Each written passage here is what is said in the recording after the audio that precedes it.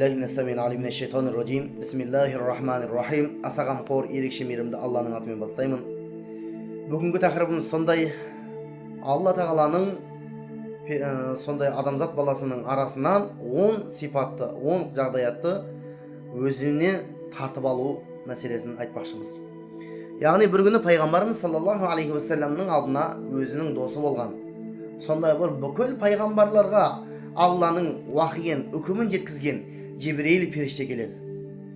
Сөйтіп Жебірейіл періште келгенде пайғамбарымыз саллаллаху алейхи уассаламның ол досына, яғни Жебірейіл періштеге сұрақ қояды екен: Я Жабраил амин, ей Жебірейіл, Аллахтың сондай бір періштесі, менің досым, ертең мен жан тапсырар болсам, менен кейін сен жер бетіне түсесің ба деп сұрайды екен. Сонда Жебірейіл періште: Я Расулаллах саллаллаху алейхи уассалам, егер сіз мына өмірден кетсеңіз, мен не істеймін бұл жерге түсіп? Не істеймін? Сіз жоқсыз ғой. Бірақ мен жер бетіне түсемін, адамзат баласының арасынан 10 нығметті алып кетемін дейді.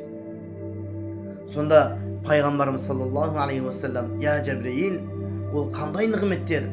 Маған айтыңызшы, мен үмметіме қазірден ескертіп қояйын дейді. Жебірейіл періште айтады: ең бірінші нығметім, ол Алланың нығметі, біріншісі адамзат баласының арасынан берекені алып кетемін дейді. Яғни қараңыз, қазіргі таңда адамзат баласының арасында береке жоқ. Өйткені қанша дүние тауып алсаң, қанша мал мүлік, сондай бір байлықты тауып алсаң, бірақ берекеті жоқ. Сол сияқты пайғамбарымыз саллаллаху алейхи вассалам не деді? Жебірейіл амин пайғамбарымызға: мен адамзат баласының арасынан берекетті алып кетемін деді.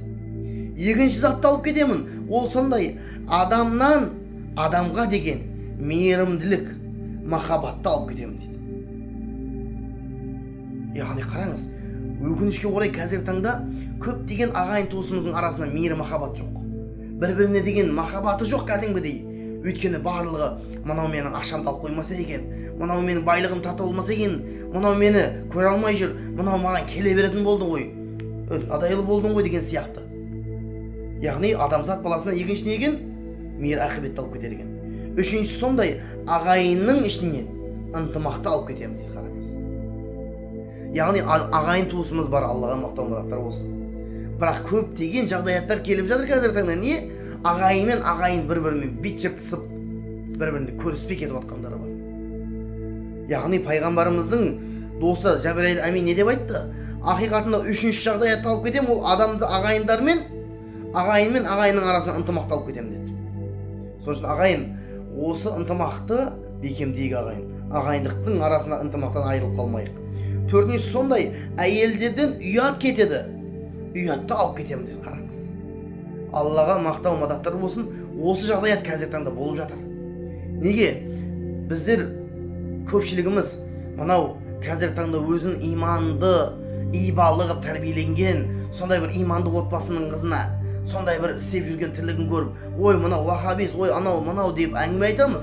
Бірақ көше күйде ашық-шашық жалаңаш өзінің перзенттерін көшеде тастаумен, не болмаса сигарет шегіп тұруменен, не болмаса өзінің астын әркімге жайып беріп жатқан қыздарды көреміз де, олардың иманы, олардың ұяты біздің оранған қыздарымыздан ұяты жоғарыда түсінеміз.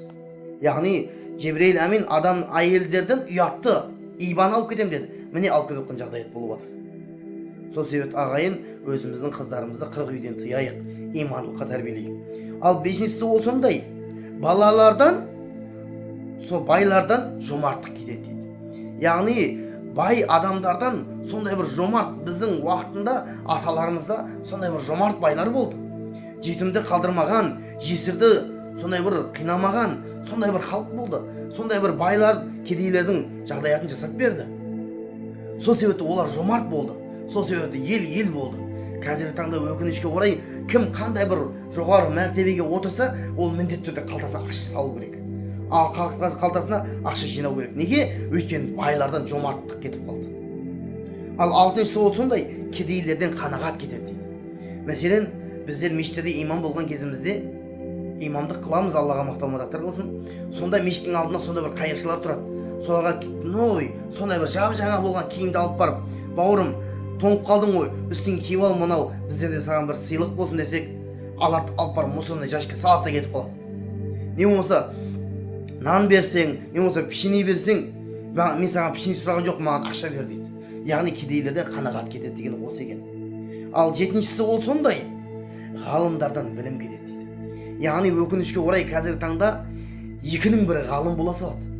Мен пәленше, ой ол түгеншен қойшы, ол анандай, ол мынандай, ол анау, ол мынау деген сынды өз пәтуа бере беретін сондай бір надандар шығып жатыр. Ол қазір пайғамбарымыздың айтып кеткен хадисіндегідей ғалымдардан білім кетеді. Яғни ол шынайы ғалымдардан емес, әншейін жүрген ғалымдардан.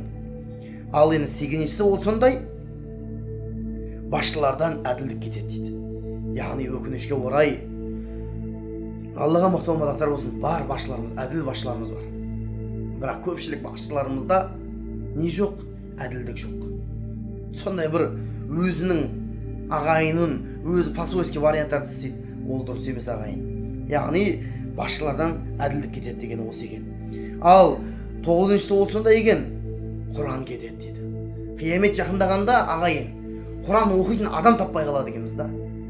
Қазір Аллаға мақтау мадақтар болсын, екінің бірі Құдайға мақтау мадақтар, Құдайға шүкіршілік етейік. Біздер Құдай тамақ істейміз, үйде Құран оқытамыз. Құран оқу білмесек, молдаларға оқытамыз. Не болмаса өзіміз әртеп, ежелеп болсын оқимыз. Яғни бұл Құран әлі бізде бар екен. Ал 10-шысы сондай, адамзат баласынан иманды алып кетем дейді. Яғни иманды алып кеткен кезде, яғни кәпірлік, Құдайға деген махаббат, Құдай тағалаға деген қорқыныш, Құдай тағалаға деген сондай бір сенім біздердің жүрегімізге кетіп қалады екен. Аллаға мақтау мадақтар болсын. Қазіргі таңда бұлардың барлығы біздерде бар. Бұл жағдаяттар кетіп қалмай жатып, бұл жағдаяттарды кетіріп алмай ағайын. Алла тағала осы 10 амалды айырылып қалған жамағаттан емес, осы 10 амалға амал еткен жамағаттан болуымызды Алла баршамызға нәсіп етсін. Алла разы болсын.